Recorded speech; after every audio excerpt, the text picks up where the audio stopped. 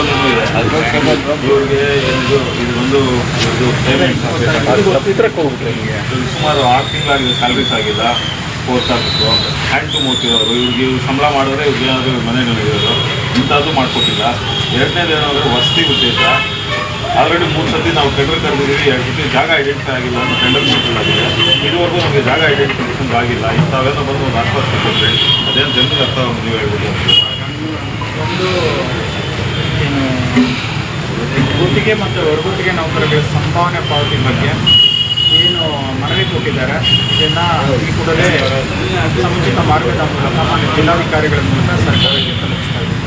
ಎರಡನೇದು ವಸತಿ ಯೋಜನೆಗೆ ಸಂಬಂಧಪಟ್ಟಂಗೆ ಏನಂದರೆ ಇವರಿಗೇನು ಮನವಿ ಕೊಟ್ಟೆ ಅಲ್ಲಿ ಡಿಸ್ಕಸ್ ಆಯಿತು. ಇದು ಏನಂದರೆ ಆಲ್ರೆಡಿ ಎಕ್ಸಿಸ್ಟಿಂಗ್ ಲೇಔಟ್ ಆಶ್ರಯ ಲೇಔಟಲ್ಲಿ ಬೌಂಡ್ರೀಸ್ ಕೂಡಿಸ್ಕೊಡಕ್ಕೆ ಹೇಳಿದ್ದಾರೆ. ಅದನ್ನು ಆಲ್ರೆಡಿ ಕೆಲಸ ನಡೆದಿದೆ. ಅದರದ್ದು ರಿಪೋರ್ಟ್ ವರದಿ ಕೊಡಬೇಕು, ಅದರ ವರದಿನ ಕೊಡ್ತಾ ಇದ್ದೀವಿ. ಎರಡನೇ ಸರ್ವೆ ನಂಬರ್ 17 ಬಗ್ಗೆ ಹೇಳಿದ್ದಾರೆ. ಅದಕ್ಕೆ ಸಂಬಂಧಪಟ್ಟ ದಾಖಲೆಗಳನ್ನ ಇವತ್ತು ಕಲೆಕ್ಟ್ ಮಾಡಿ ಕೊಟ್ಟು ಡಿಸ್ಕಸ್ ಮಾಡಿ ಆವತ್ತು ಆ 17ನ ಈ ಪೌರ ಕಾರ್ಮಿಕರ ವಸತಿ ಉದ್ದೇಶಕ್ಕೋಸ್ಕರ ಮೀಸಲಿಡೋದಕ್ಕೆ ಮಾನ್ಯ ಜಿಲ್ಲಾಧಿಕಾರಿಗಳಿಗೆ ಪ್ರಪೋಸಲ್ ಕಳಿಸೋದಕ್ಕೆ ಏನು ಅಡೆತಡೆ ಇಲ್ಲದೆ ಇದ್ದರೆ, ಬೇರೆ ಥರದ್ದು ಅಡೆತಡೆಗಳೇನು ಇಲ್ಲ ಅಂದರೆ ಸರ್ವೆ ನಂಬರ್ 17 ಮೀಸಲಿಡೋದಕ್ಕೆ ಸೂಕ್ತ ಕ್ರಮನ ಶೀಘ್ರದಲ್ಲಿ ಆದಷ್ಟು ಇವತ್ತು ನಾಳೆ 2 ಡೇಸ್ ಒಳಗಡೆ ಇದನ್ನು ಕೈಗೊಳ್ತೀನಿ ಅಂತ ಹೇಳ್ತೀನಿ. Thank you. ಈ ದಿನ ಧರಣಿಗೆ ಕೂತಿರೋದು ಹೊರಗುತ್ತಿಗೆ ನೌಕರರು. ಕಾರಣ ಏನಂತಂದರೆ ಕಳೆದ 6-7 ತಿಂಗಳಿಂದ ನಮಗೆ ಸಂಬಳ ಬಂದಿದೆ. ಸರ್ಕಾರದಿಂದ ಆದೇಶ ಬಂದಿದೆ. ಏನಂತಂದರೆ 20/2/2026 ಸರ್ಕಾರದಿಂದ ಆದೇಶ ಬಂದಿರೋದು. 1ನೇ ತಾರೀಕಿನಿಂದ 7ನೇ ತಾರೀಕು ಒಳಗಡೆ ಅಂದರೆ ಕಾಯಂ ನೌಕರಿಗೆ ಹೇಗೆ ಸಂಬಳ ಬರುತ್ತದೋ ವೇತನ, ಅದೇ ರೀತಿ ಹೊರಗುತ್ತಿಗೆ ನೌಕರರು ಕೂಡ ಬರಬೇಕು ಅಂತ ಆದೇಶ ಹೊರಡಿಸಿದೆ. ಆದರೆ ನಮಗೆ ಅವತ್ತಿಂದ ಇದುವರೆಗೂ ಕಳೆದ 7 ತಿಂಗಳಿಂದ ನಮಗೆ ಸಂಬಳ ನೀಡಿಲ್ಲ. ಕೇಳಿದರೆ ಇವತ್ತು ನಾಳೆ ದುಡ್ಡಿಲ್ಲ ಅದು ಇದು ಅಂತಾರೆ. ಬೇರೆ ಇನ್ನೇನು ಮಾತಾಡೋಕ್ಕೆ ಕೇಳಿದ್ರು ಇದು ಮಾಡ್ತಾರೆ. ಮತ್ತು ಕಾಯಂ ನೌಕರನ್ನು ಮಾಡಬೇಕು ಅಂತ ಹೇಳ್ಬಿಟ್ಟು ಎಲ್ಲ ತಾಲೂಕುಗಳಲ್ಲೂ ಆಗಿದೆ. ಶ್ರೀನಿವಾಸಪುರ ಬಿಟ್ಟು ಕೇಳಿದ್ರೆ ಇವತ್ತು ನಾಳೆ ಅಂತ ಹೇಳ್ಬಿಟ್ಟು 2-3 ತಿಂಗಳಿಂದ ಹೇಳ್ತಿದ್ದಾರೆ. ಇವತ್ತು ಮಾಡ್ತೀವಿ ನಾಳೆ ಮಾಡ್ತೀವಿ, ಅದ್ರ ಬಗ್ಗೆ ಏನೂ ಹೇಳ್ತಿಲ್ಲ ಅಧಿಕಾರಿಗಳು. ಮತ್ತು ಮನೆಗಳ ನಿರ್ಮಾಣ 29 ಮನೆಗಳು ಪರ್ಮನೆಂಟ್ ಅವ್ರಿಗೆ ಮನೆಗಳಾಗಿತ್ತು. ಅವ್ರನ್ನ ಮನೆಗೆ ಕಟ್ಸ್ಕೊಡಿ ಅಂತ ಹೇಳಿದ್ರೆ ಜಾಗ ಇಲ್ಲ, ಸ್ಥಳ ಇಲ್ಲ, ಅದು ಇದು ಅಂತ ಹೇಳಿದ್ರು. ಈಗ ನಿನ್ನೆ 2 ದಿನದ ಹಿಂದೆ ಜಾಗ ಗುರುತಿಸಿದ್ದೀವಿ, ಈ ವಾರದಲ್ಲೇ ಟೆಂಡರ್ ಕರೆದು ಮನೆಗಳು ಕಟ್ಸ್ಕೊಡ್ತೀನಿ ಅಂತ ಹೇಳಿದ್ದಾರೆ. ಈಗ 6 ತಿಂಗಳಾದರೂ ನಮಗೆ ವೇತನ ಬಂದಿಲ್ಲ. ಅದಕ್ಕೆ ಹೊರಗುತ್ತಿಗೆ ನೌಕರರು ಎಲ್ಲರೂ ನಿನ್ನೆಯಿಂದ ನಾವು ಇಲ್ಲಿ ಧರಣಿ ಕೂತಿದ್ದೀವಿ ಆಫೀಸ್ ಮುಂದೆ. ಇದನ್ನು 6 ತಿಂಗಳಲ್ಲಿ ಅಧಿಕಾರಿಗಳು ಇದುವರೆಗೂ ಬಂದು ಏನೂ ಹೇಳಿಲ್ಲ, ಕ್ಲಿಯರ್ ಮಾಡ್ತೀವಿ ಅಥವಾ ಏನು ಮಾತಾಡ್ತೀವಿ ಅಂತ ಕೂಡ ನಮ್ಗೆ ಹೇಳಿಲ್ಲ. ಈಗ 6 ತಿಂಗಳದ್ದು ನಮಗೆ ಒಟ್ಟಾಗಿ ಒಂದೇ ಸರಿ ನೀಡಬೇಕು, 2 ತಿಂಗಳಲ್ಲಿ ಕ್ಲಿಯರ್ ಮಾಡಿಕೊಡ್ಬೇಕು ಅಂತ ಹೇಳಿ ಧರಣಿ ಕೂತಿದ್ದೀವಿ.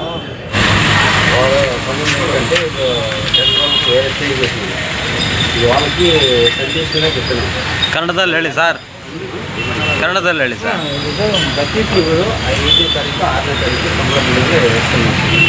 ಈಗ ಬಾಕಿ ಇರೋದನ್ನು ಸ್ಕೂಲ್ಸು, ಕಲ್ಯಾಣ ಮಂಟಪಗಳು ನಿನ್ನೆ ಎಲ್ಲ ನಾವು ಎಲ್ಲ ಇದು ಮಾಡ್ಕೊಂಡಿದ್ದೀವಿ, ಪಟ್ಟಿ ಮಾಡಿದ್ದೀವಿ. ಆಮೇಲೆ ಇದು 9ನೇ ತಾರೀಕಿನಲ್ಲಿ ನಾವು ಕಟ್ತೀವಿ ಅಂತ ಒಪ್ಕೊಂಡಿದ್ದೀವಿ. ಈಗ 10ನೇ ತಾರೀಕು ಒಂದು ತಿಂಗಳು ಸಂಬಳ ಹಾಕ್ಸ್ತೀನಿ. ಅಕಸ್ಮಾತ್ ಇವನು ಹೊಸದಾಗಿ ಸೇರಿದಾನಲ್ಲ, ಅವನಿಂದ 1 ತಿಂಗಳು ಅಡ್ವಾನ್ಸ್ ಆಗಿ ನೀವು ಸಂಬಳ ಹಾಕಕ್ಕೆ ಏರ್ಪಾటు ಮಾತಾಡಿದ್ದೀವಿ. ಈಗ ನಾಳೆಯಿಂದ ಕೆಲಸಕ್ಕೆ ಹೋಗಿ 6 ತಿಂಗಳು ಬರಬೇಕಾಗಿತ್ತು.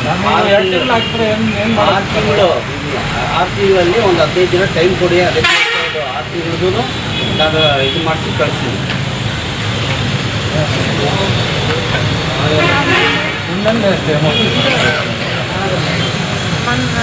ಎರಡು ತಿಂಗಳು ಅಲ್ಲಪ್ಪ, ಈಗ 2 ತಿಂಗಳು ಕೊಡ್ತೀನಿ. ಆಮೇಲೆ 2 ತಿಂಗಳು ಕ್ಲಿಯರ್ ಮಾಡಿಸ್ತೀನಿ. ఏమంటా అప్పుడు కూడా అట్లే చెప్తాను సార్.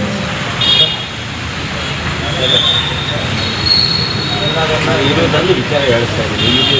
ಅವನು ಅಲ್ಲಪ್ಪ 3 ತಿಂಗಳು ಅವನು ಅಡ್ವಾನ್ಸ್ ಆಗಿ ನಿಮ್ಗೆ ಸಂಬಳ ಹಾಕಬೇಕಾಗಿತ್ತು. ಹೇಳ್ತಾ ಇದ್ದೀನಿ. ಹೌದು, 3 ಆಯಿತು, 4 ಆಯಿತು, 7 ಬಂದಿದೆ ಸರ್. ಹೌದು.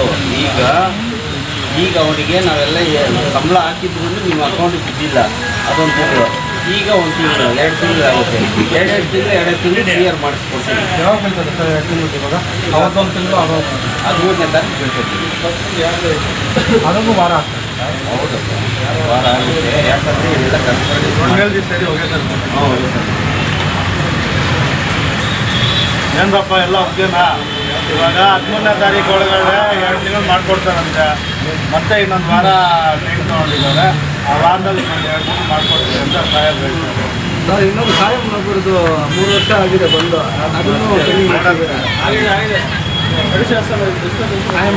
ಕಾಯಂ ನಾಗ್ಪುರ್ಗೆ ಈಗ ಬಂದಿರೋ 3 ವರ್ಷ ಆಗಿದೆ. ಚೀಫ್ ಆಫೀಸರ್ ಸರ್ ಇದ್ರು, ಅವರು ಖರ್ಚು ಮಾತಾಡಿದ್ರು, ವಿಶ್ಲೇಷಣೆ ಮಾಡಿಸಿದ್ದೀರಾ, ಸೈನ್ ಮಾಡಿ ಕಳಿಸಿ ಮಾಡಿಲ್ಲ. 17 ತಾರೀಕು ಬರ್ಬೇಕಲ್ಲ 5 ಜನ ಇದ್ದೀವಲ್ಲ.